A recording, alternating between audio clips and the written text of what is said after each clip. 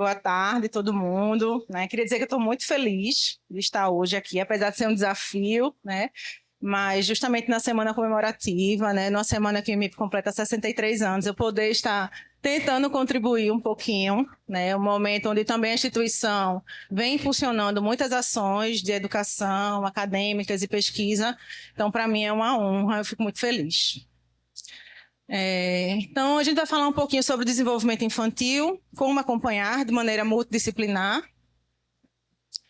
O desenvolvimento infantil ele é visto de uma maneira complexa, processual e dinâmica, né? Eu penso que complexa porque envolve vários fatores, uma influência de muitos determinantes e muitos fatores que efetivamente podem influenciar no desenvolvimento infantil.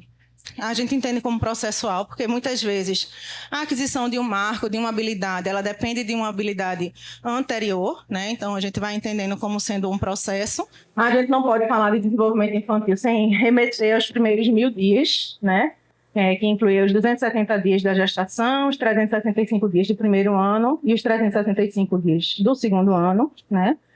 Pensando na quantidade de processos metabólicos, neurológicos, microbiológicos que ocorrem durante esse período e que vão levar justamente ao processo de maturação do sistema nervoso central, vão integrar as funções psicossociais, psicoafetivas, emocionais, o ambiente, né, que influencia bastante nesse desenvolvimento das crianças também. E a relação que ela tem, por exemplo, desde dentro da gestação, né, é muito tempo essa criança, a família possui, isso também vai influenciar de maneira positiva ou não no desenvolvimento infantil. Pensando um pouquinho no CER, né, no Centro Especializado em Reabilitação aqui do IMIP, a gente tem um CER 4. A rede de cuidados da pessoa com deficiência foi implantada em 2012, tá? Esse é um instrutivo qual guia todas as condutas e algumas orientações a respeito de um centro especializado em reabilitação. O que é um CER, né? Talvez alguns já tenham escutado esse termo, mas não sabem exatamente o que significa.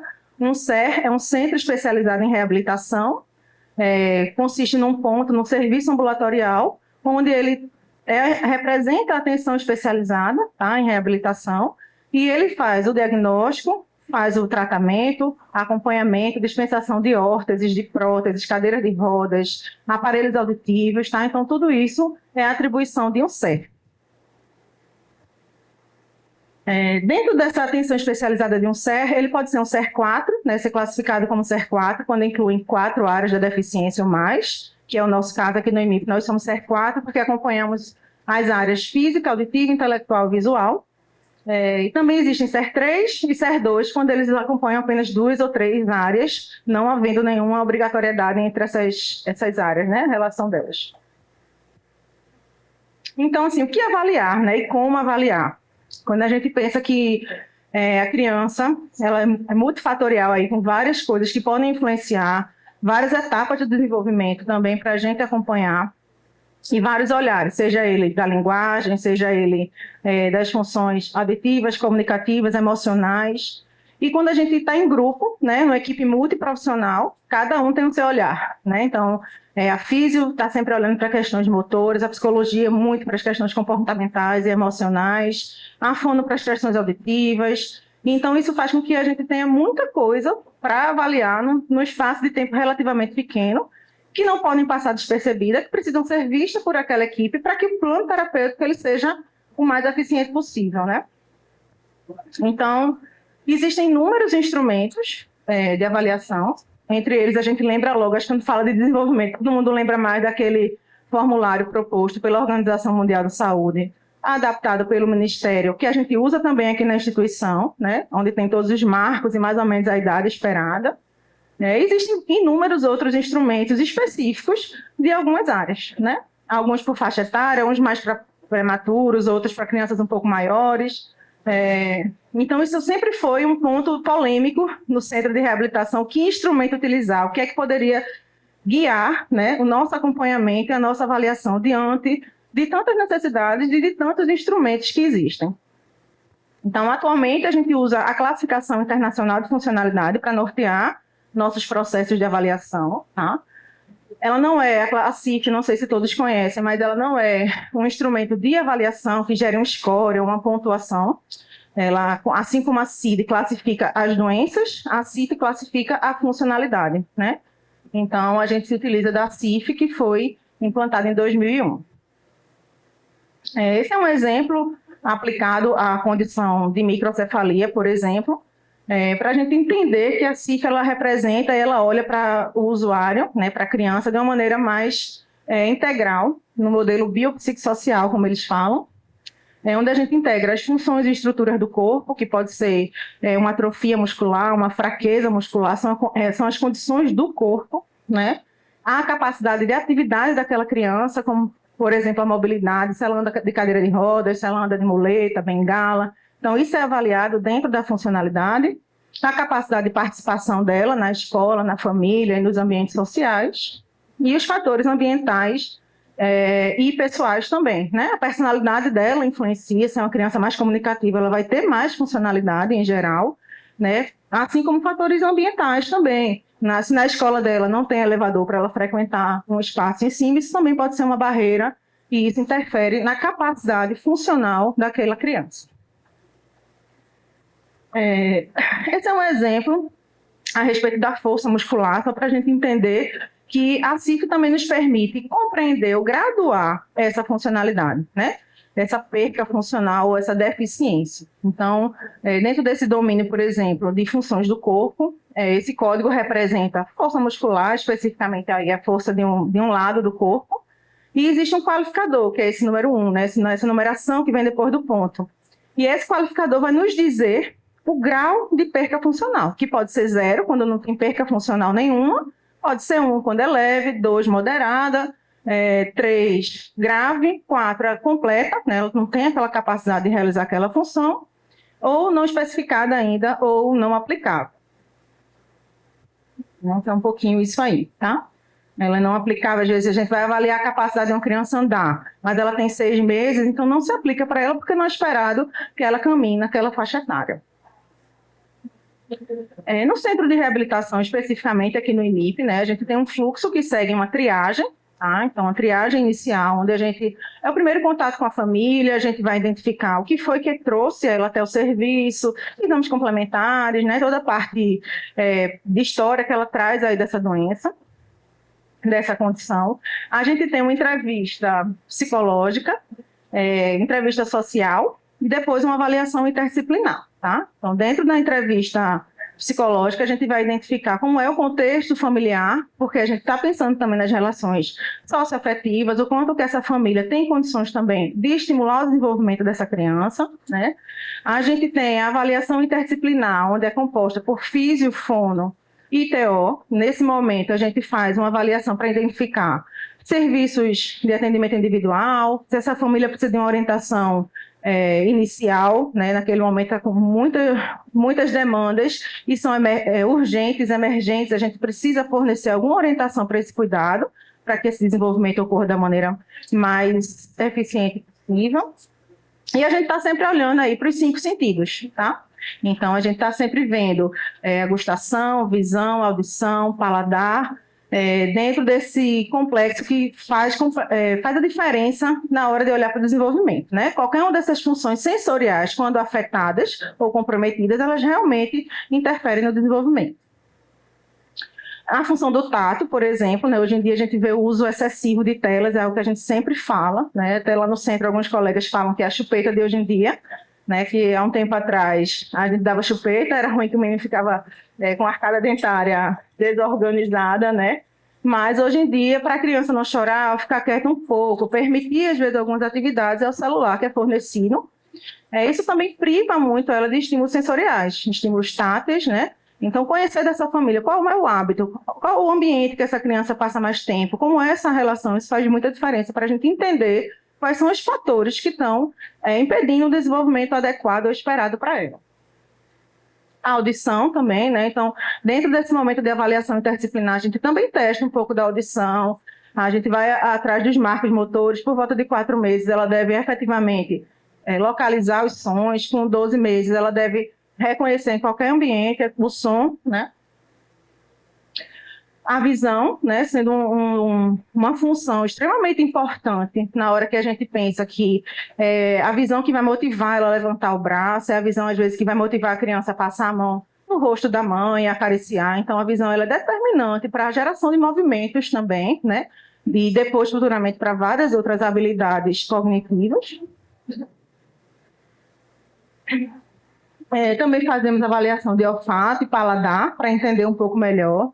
Hoje em dia também temos muitas crianças com dificuldade de introdução alimentar, né, com seletividade alimentar. Isso faz parte de um processo também de pouca experimentação, às vezes, dessa parte, tanto olfativa, sensorial, né, e gustativa também.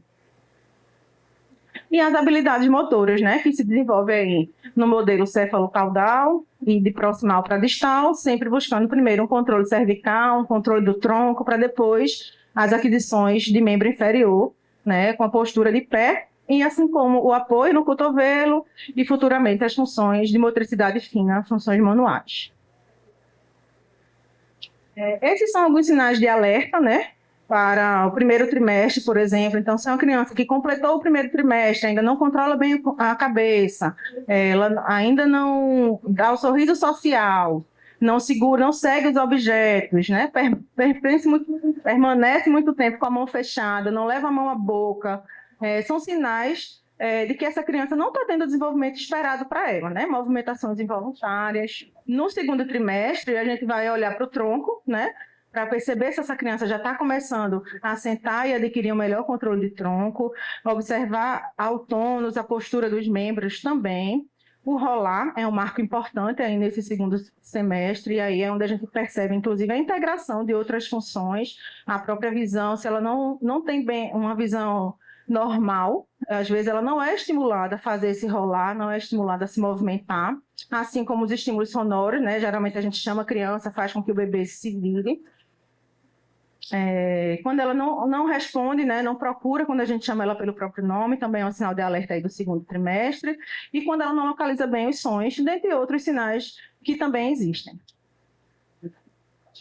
No terceiro trimestre, a gente tem a questão da hipotonia e da hipertonia, né, essas alterações de tônus, o sentar, né, que aí sim ela já deve estar sentando sem apoio, o balbuciar, já vocalizando algumas palavras, as mãos, ela já não responde, ela precisa responder quando a gente faz aquela brincadeirinha, né? Cadê? Cadê? Ela tem que achar a pessoa para poder já localizar e mostrar sinais de interação e de mobilidade e de funcionalidade. E já no quarto trimestre, a gente fica atento à questão do ficar de pé, né, aquisição de marcha, aprender alguns gestos como o tchau, aprender outros gestos como o não com a cabeça, né, e também as percas de outras habilidades que ela já tem adquirido e que nesse momento pode estar havendo alguma perca. Uma coisa que eu acho que é interessante da gente tentar discutir, conversar, né, é sempre que identifica o atraso, né? Tá, a gente foi lá nos marcos, entendeu a avaliação, e quando a gente identifica o atraso, o que fazer, né?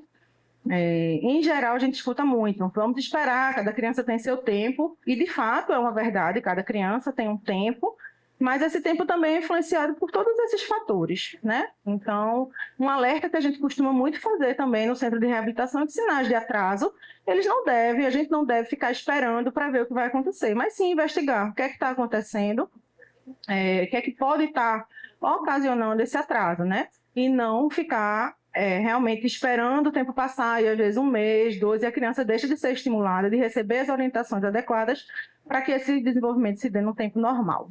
E eu trouxe para a gente ver aqui um pouco, né, do nosso acompanhamento, da nossa abordagem, que ela é sempre multidisciplinar lá no centro de reabilitação, né? Desde bebezinhas até as crianças maiores, espaços onde a gente tem a avaliação, seja ela específica, um momento de avaliação, mas uma avaliação que é continuada, né? Dentro daquela perspectiva de cada criança vai crescendo, vai sendo exigida dela novas habilidades e ela precisa desenvolver.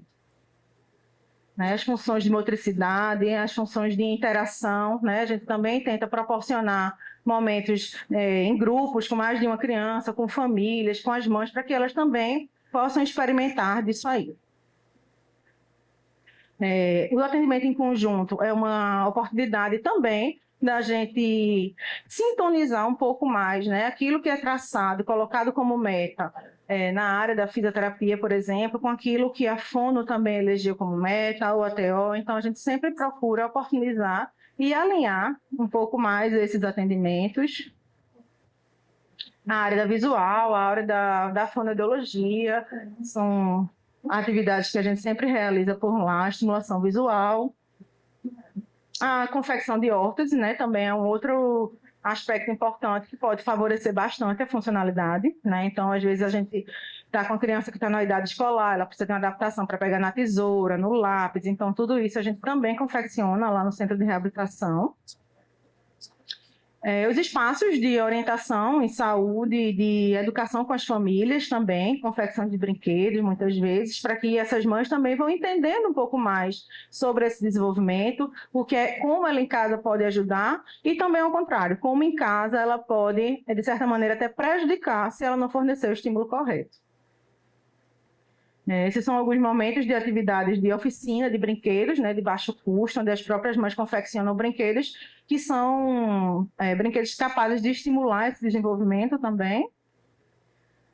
As atividades esportivas, que também é algo que a gente tenta, de certa maneira, instigar, estimulá-los também, porque chega um determinado momento que a gente vai entendendo que o processo de reabilitação terminou e não é bem assim, né? Essas pessoas precisam, na verdade, ser inseridas na sociedade, precisam ter participação social, por isso que a gente se utiliza da CIF e por isso que a gente está sempre buscando novas estratégias de inserção dessas crianças, muitas vezes estimulando elas com atividade esportiva. Esse grupo da Parada Dura aí. E acho que era isso, um pouquinho do centro de reabilitação que a gente faz.